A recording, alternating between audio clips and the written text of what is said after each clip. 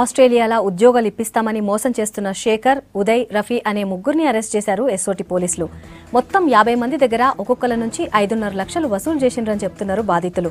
డబ్బులు తీసుకుని ఆస్ట్రేలియా పంపించకుండా తప్పించుకొని తిరుగుతున్నారని పోలీసులకు కంప్లైంట్ చేసిండ్రు. దీంతో వీళ్ళని పట్టుకున్న ఎస్ఓటీ పోలీసులు అంబర్పేట్ డీసీపీ ఆఫీసులో విచారిస్తున్నారు. ఎస్ఆర్ నగర్, కుషాయిగూడ, కూకట్పల్లి పోలీస్ స్టేషన్లల్లో కేసులు కూడా నమోదైనాయి. ఇక నిందితులలో శేఖర్ గతంలోనే కొంతమందిని ఆస్ట్రేలియాకు అని చెప్పి జార్జియా తీసుకుపోయాడు.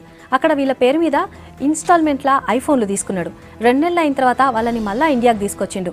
ఆస్ట్రేలియా తీసుకోకపోతే డబ్బులు తిరిగిస్తానని చెప్పి బాండ్ పేపర్లు కూడా రాసిచ్చిండని చెప్తున్నారు.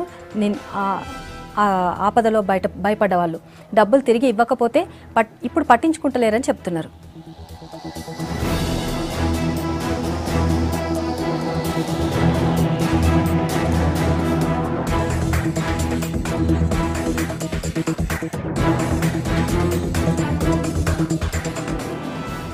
ఆస్ట్రేలియాలో ఉద్యోగం అంటూ మాయమాటలు చెప్పే మోసగాళ్లకు నిరుద్యోగులు బలవుతున్నారని చెప్తున్నారు.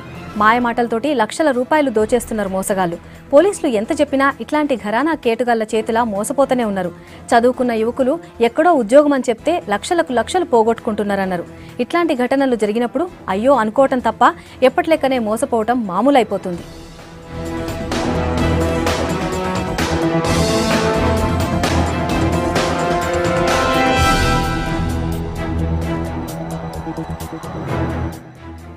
ఉద్యోగాల పేరుతోటి మోసం చేస్తున్న ముఠా అరెస్ట్కు సంబంధించి ఇంకిన్ని వివరాలు ఎస్ఆర్ నగర్ పోలీస్ స్టేషన్ నుంచి రవికిరణ్ అందిస్తారు. రవికిరణ్, చెప్పండి, కేసు డీటెయిల్స్ ఏంటి?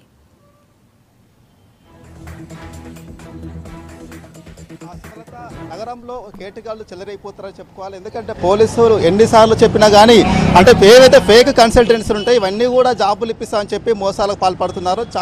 నగరంలో మనం చాలా వరకు చూసుకోవచ్చు. పోలీసులు ఎన్నిసార్లు అప్రమత్తం చేసినా కానీ ఈ బాధితులు ఎవరైతే ఉంటారో విదేశాల్లో జాబులు వస్తాయని ఎవరైతే ఆశపడుతున్నారో వాళ్ళందరూ కూడా మోసపోతూనే ఉంటున్నారు. తాజాగా కూడా ఒక సంఘటన మనం చెప్పుకోవచ్చు. ఎందుకంటే శేఖర్, తర్వాత ఉదయ్, రఫీ వీళ్ళు ముగ్గురు కూడా ఒక గ్యాంగ్గా ఏర్పడ్డారు. ఒక ముఠాగా ఏర్పడి నిరుద్యోగులను టార్గెట్ చేసుకొని భార్య డబ్బు సంపాదించుకొని వాళ్ళు టోకర పెట్టే ప్లాన్ వేశారు. గత కాలంగా ఎవరైతే జాబ్ సర్చింగ్ కోసం విదేశాల్లో అంటే ఇక్కడ అయితే ఎంబీఏ కానీ, ఎంటెక్ కానీ, ఎంబీఏ, ఎంసీఏ చేసిన తర్వాత వీరందరూ విదేశాల్లో స్థిరపడాలనుకునే ఉద్దేశంతో వీరందరూ కూడా కొన్ని కన్సల్టెంట్స్ అప్రోచించారు. దాంతోపాటుగా Naukri.comలో కొందరు వీళ్ళందరూ కూడా వివిధ వెబ్సైట్లో తమ ప్రొఫైల్ను కూడా ఉంచడం జరిగింది. తర్వాత ఎవరైతే ఈ ముగ్గురు కేటుగాళ్ళు ఉంటారో ఈ ముగ్గురు కేటుగాళ్ళు కూడా అమాయకులు ఎవరైతే ఉంటారో వాళ్ళందరూ కూడా వెబ్సైట్లో వాళ్ళ పేర్లు, వాళ్ళ సంబంధించిన కాంటాక్ట్ నెంబర్లు తీసుకోవడం, తర్వాత వాళ్ళకు ఫోన్ చేయడం. అంటే మీకు ఆస్ట్రేలియాలో కానీ, లండన్లో కానీ, అమెరికాలో కానీ మీకు జాబులు ఇస్తాం, దానికి సంబంధించి ప్రొసీజర్ మొత్తం మా దగ్గర ఉంటాయి, మాకు వాళ్ళతోటి కాంటాక్ట్స్ కూడా ఉన్నాయని కూడా చెప్పారు. దీంతో గుడ్డిగా నమ్మిన బాధితులు ఎవరైతే ఉన్నారో గుడ్డిగా నమ్మిన బాధితులు వీళ్ళందరినీ ముగ్గురు కూడా అప్రోచ్ కావడం జరిగింది. అప్రోచ్ అయిన తర్వాత వీళ్ళు విదేశాల్లో జాబు కాబట్టి కొంత ఫార్మాలిటీ ఫీజులు, తర్వాత ఇతర ఖర్చులు ఉంటాయని చెప్పి ఈ బాధితుల దగ్గర వీళ్ళు ముగ్గురు కూడా డబ్బులు తీసుకోవడం జరిగింది. దఫాల వారీగా ఒకసారి 50,000, ఒకసారి 1,00,000, 2 లక్షలు ఇలా సుమారుగా ఈ ముగ్గురు కలిసి నగర వ్యాప్తంగా అంటే హైదరాబాద్ కమిషనరేట్తో పాటుగా సైబరాబాద్, రాచకొండ ఈ 3 కమిషనరేట్ పరిధిలో కూడా వీళ్ళు సుమారుగా 50 మందిని మోసం చేసినట్టుగా పోలీసుల ప్రాథమిక దర్యాప్తు తెలియడం తెలుస్తుంది. అయితే ఒక్కొక్కరి దగ్గర నుంచి సుమారు 5 లక్షల నుంచి 6 లక్షల వరకు కూడా డబ్బులు తీసుకొని విదేశాల్లో ఆస్ట్రేలియా, లండన్ లాంటి దేశాల్లో జాబులు పెట్టిస్తామని వీళ్ళకు నమ్మించారు. తర్వాత ఏదైతే ఒక 2-3 క్యాండిడేట్లను కూడా వీళ్ళు జాబు పేరుతోటి ఆస్ట్రేలియా తీసుకెళ్తామని చెప్పారు. కానీ ఆస్ట్రేలియా బదులుగా జార్జియా దేశం తీసుకెళ్లారు. అక్కడ 2 మంత్స్ ఎలాంటి జాబు పెట్టేయకుండా వీళ్ళని అక్కడ మొత్తం జార్జియా దేశంలో వీళ్ళని మొత్తం చక్కర్లు కొడుతూ తిప్పారు. తర్వాత ఆ దేశం వెళ్ళిన తర్వాత కూడా వీళ్ళకు చాలా ధీరమైన పరిస్థితి ఎదురైంది. ఎందుకంటే అక్కడ వీళ్ళ జాబు సర్చింగ్ లాంటి ప్రయత్నం చేయకుండానే వీళ్ళ ముగ్గురు కూడా ఎవరైతే బాధితులను తీసుకెళ్లారో తీసుకెళ్లిన తర్వాత అక్కడ ఎవరైతే ఈ ముగ్గురు కేటుగాలు కూడా అక్కడ దర్జాగా షాపులలో ఐఫోన్లు తీసుకోవారు, ఇన్స్టాల్మెంట్లో తీసుకున్నారు. అది కూడా ఆ డబ్బు కూడా వీళ్ళతోటే కట్టించారు. అంటే వీళ్ళు ఏమైనా అమాయకులు ఎవరైతే ఉంటారో వాళ్ళందరూ కూడా టార్గెట్ చేసుకొని ఒక జాబు పేరు లాంటి పేరుతో విదేశాల్లో జాబ్ ఇప్పిస్తానని చెప్పి వాళ్ళు ఎవరైతే బాధితులు ఉంటారో వీళ్ళని తీసుకొని వాళ్ళ దగ్గర డబ్బులు క్యాచ్ చేసుకొని విదేశాల్లోకి ఎరగడం, విదేశాల్లోకి వెళ్ళడం, అక్కడ ఒక ట్రిప్ లాంటి విహారయాత్ర లెక్క తిరగడం, తర్వాత ఏవో కొన్ని సాకులు చెప్పి తిరిగి మళ్ళీ వాళ్ళని తీసుకురావడం, ఇలాంటి సంఘటనలు చాటు చేసుకున్నాయి. ఈ నేపథ్యంలోనే గణేష్ అనే బాధితుడితో పాటు మరికొంత బాధితులు మోసపోవడం జరిగింది. కాసేపటి క్రితమే గణేష్ అనే బాధితుడు ఎస్ఆర్ఆర్ పోలీస్ స్టేషన్లో కంప్లైంట్ చేశారు. పోలీసులు కూడా దీని మీద కేసు నమోదు చేసుకుని దర్యాప్తు చేస్తున్న ప్రాసెస్ ప్రస్తుతం అయితే కొనసాగుతుంది. అలాగే ఎవరైతే ఈ శేఖర్తో పాటుగా ఉదయ్, రఫీ ముగ్గురు కూడా ప్రస్తుతం అయితే వీళ్ళ మీద మల్కాజ్గిరి పోలీస్ స్టేషన్లతో పాటుగా కుషాయిగూడ చాలా సిటీ నగర శివార్ల పోలీస్ స్టేషన్లో కొన్ని కేసులు నమోదైనవి ఉన్నాయి. అయితే వీళ్ళకు రాచకొండ ఎస్ఓటి పోలీసులకు కొంత ఇన్ఫర్మేషన్ రావడంతో ప్రస్తుతం వీళ్ళ ముగ్గురిని కూడా రాచకొండ ఎస్ఓటి పోలీసులు తమ కస్టడీలో తీసుకొని విచారిస్తున్నారు. వీళ్ళ ముగ్గురు వెనకాల అంటే ఎవరైతే శేఖర్, ఉదయ్, రఫీనేనా ఇంకా వీళ్ళ వెనకాల గ్యాంగ్ ఎవరున్నారో వీళ్ళు ఎప్పటి నుంచి ఇదంతా కూడా చీటింగ్లో పాల్పడుతున్నారు, ఎంతమంది చీటింగ్ పాల్పడ్డారు, ఎంతమంది బాధితుల నుంచి వీళ్ళు ఎన్ని లక్షలు వసూలు చేశారు అనేది కూడా ప్రస్తుతం అయితే ఎస్ఓటి పోలీసులు వీళ్ళ ముగ్గురు నుంచి కూడా వివరాలు సేకరించే ప్రయత్నం ఉన్నారు. ఇక నగరంలో చెప్పుకుంటూ పోతే ఎందుకంటే Naukri.comలో కొన్ని డీటెయిల్స్ తీసుకొని అంటే ఏదైతే వెబ్సైట్లో వీళ్ళు నిరుద్యోగుల జాబులో సంబంధించి జాబ్ కోసం పెడతారో అక్కడ కొన్ని డీటెయిల్స్ తీసుకుంటారు. కేటీగాల తర్వాత తీసుకొని వాళ్ళ ఫోన్ చేసి నమ్మించి విదేశాలు జాబ్ ఇప్పిస్తారని చెప్పే సంఖ్య పెరిగిపోతుంది. దాని ద్వారా వాళ్ళ గుడ్డిగా నమ్మిన బాధితులు కూడా లక్షల కొద్ది ముట్ట చెప్తారు. ఆ తర్వాత దజ్జాగా ఈజీగా చాలా ఎస్కేప్ అవుతున్నారు.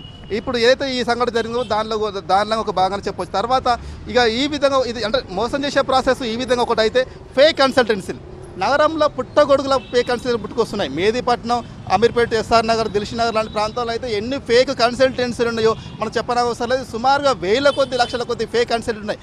ఏ ఫేక్ అంటే చాలా 100కు 90% ఫేక్ అంటే 90% వరకు కన్సల్టెంట్లకు ఎలాంటి పర్మిషన్ లేదు.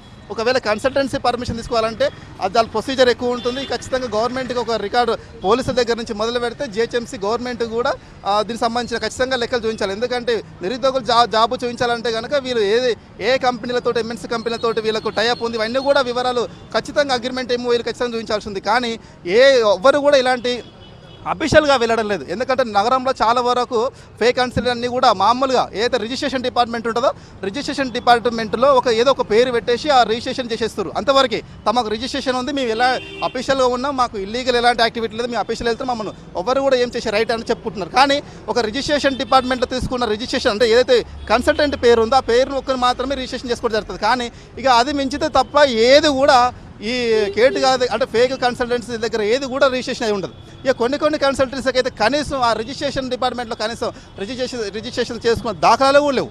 అంటే దీన్ని బట్టి అర్థం చేసుకోవచ్చు పోలీసుల వాళ్ళ మీద వరుస దాడులు లేకపోవడం, నిఘా లేకపోవడం, ప్రభుత్వం కూడా నిరుద్యోగులు ఎన్నిసార్లు మోసపోతున్నా కానీ వాళ్ళ మీద ఒక కఠినమైన నిర్ణయం అంటే కఠినమైన చర్యలు చేపట్టడం ఏదైతే ప్రస్తుతం రాష్ట్రంలో కల్తీల మీద పోలీసులు ఉక్కుమాదం మోపి ఏ విధంగా అయితే వరుస మెడుపుల దాడులు చేసి పట్టుకుంటున్నారో ఆ విధంగా కూడా ఈ ఫేక్ కన్సల్టెన్సీల మీద కూడా పోలీసులు వరుస దాడులు చేసి వాళ్ళని పట్టుకోవాల్సిన అవసరం ఉంది. ఫేక్ కన్సల్టెన్సీ మీద క్రిమినల్ యాక్షన్ కూడా నాన్ బెయిలబుల్ కేసులు పెట్టి కూడా వాళ్ళని లోపలేయాల్సిన అవసరం ఉంది. కానీ అలాంటి చర్యలు ఏదో అడపా బయటకు వచ్చినప్పుడే పట్టుకోవడం, తర్వాత చేతులు దులుపుకోవడం, తర్వాత ఫేక్ కన్సల్టెన్సీల మీద కూడా గట్టిగా వీళ్ళ పోలీసులు తీసుకుందామన్న చర్యలు పెద్దగా లేకపోవడం, దాంతో చిన్న కేసులు పెట్టి తర్వాత వాళ్ళు మళ్ళీ జైలుకి వెళ్ళి బెయిల్ లాంటికి బయటకు వస్తున్నారు, బెయిల్ తీసుకుని తర్వాత మళ్ళీ రిపీటెడ్గా జరుగుతున్నాయి నగరంలో. ఎందుకంటే చాలామంది కూడా చాలా లక్షల కోట్లు పెట్టి కూడా చాలామంది పేదవాళ్ళు హైదరాబాద్కి వచ్చి కష్టపడి చదివి ఎంబీఏ, ఎంసీఏ, బీటెక్ లాంటి కోర్సులు కష్టపడి పాస్ అయ్యి తర్వాత వీరందరూ జాబ్ సర్చింగ్ కోసం ప్రయత్నిస్తున్న క్రమంలో కేటుగాలు అమాయకులను టార్గెట్ చేసుకొని ఇదంతా తెరలేపారు. మరి ఇప్పటికైనా పోలీసులు తర్వాత బాధితులు కూడా కొద్దిగా అప్రమత్తం కావాల్సి ఉంటుంది. ఎవరిని పడితే వాళ్ళు నమ్మద్దు. ఎవరైనా మీరు జాబ్ కోసం వెళ్తే కనుక ఆ జాబ్ ఎవరైతే మీకు కన్సల్టెన్సీలు ఉంటే వాళ్ళ దగ్గర మీరు ఫస్ట్ అడగాలి ఎలాంటి పర్మిషన్స్ ఉన్నాయి, మీకు ఏవైతే ఎంఎన్సీ కంపెనీతో జాబ్ ఇప్పిస్తామని చెప్తారో వాళ్ళతో టైఅప్ ఉన్నాయా, విదేశాల్లో ఉన్న కంపెనీలతో టైఅప్ ఉన్నాయా, అగ్రిమెంట్స్ ఇవన్నీ చూసుకోవాల్సిన అవసరం ఉంది. కానీ ఇవన్నీ కూడా ఫేక్ క్రియేట్ చేస్తున్నారు. ఈ ఫేక్ క్రియేట్ చేసిన తర్వాత బాధితులు కూడా ఫేక్ ఏవైతే డాక్యుమెంట్ ఉంటే వాటి గుడ్డిగా నమ్మి వాళ్ళు మోసపోవడం జరుగుతుంది. ఎందుకంటే ఏదో నకిలీ డాక్యుమెంట్ చూపిస్తే కనుక బాధితులు దాన్ని అది తెలివిగా ఇది ఒరిజినల్ ఫేక్ అనేది వాళ్ళు తెలుసుకోలేని పరిస్థితి ఉంటుంది. ఎందుకంటే నమ్మలేని పరిస్థితి ఇది నిజమో అబద్ధమో కాబట్టి ఇలాంటి మీద బాధితులు కొద్దిగా అప్రమత్తం ఉండడంతో పాటుగా పోలీసులు కూడా దీని మీద కొద్దిగా కఠినంగా నిరంతరం వరుస దాడులు చేసి వీళ్ళ మీద కఠినమైన చర్యలు తీసుకున్నప్పుడే ఇలాంటి తగ్గుముఖం పట్టే అవకాశం ఉంది. ప్రస్తుతం అయితే ఎవరైతే శేఖర్, ఉదయ్, రఫీలో వీళ్ళ ముగ్గురు కూడా ఎస్ఓటి పోలీసులు విచారిస్తున్నారు. మరి కాసేపట్లో వీళ్ళకు వెనకాల ఎవరున్నారు, ఎప్పటి నుంచి ఈ మోసం చేస్తారు, ఎంతమందిని మోసం చేసి ఎన్ని లక్షల వెనకాల వేసుకు సంపాదించడం అనేది కూడా మరి కాసేపట్లో తెలిసే అవకాశం ఉంది. తర్వాత వీళ్ళ మీద చాలా ప్లేసుల్లో కేసులు నమోదైనాయి. ఎస్ఆర్ నగర్ పిఎస్లో కూడా కాసేపటి క్రితమే కేసు నమోదైంది. చూడాలి రేపటి వరకు దీని మీద ఎలాంటి ఇంకా వివరాలు వస్తాయనేది కూడా చూడాల్సిన అవసరం ఉంది. Sumalatha. Right Ravikiran, thanks for the updates.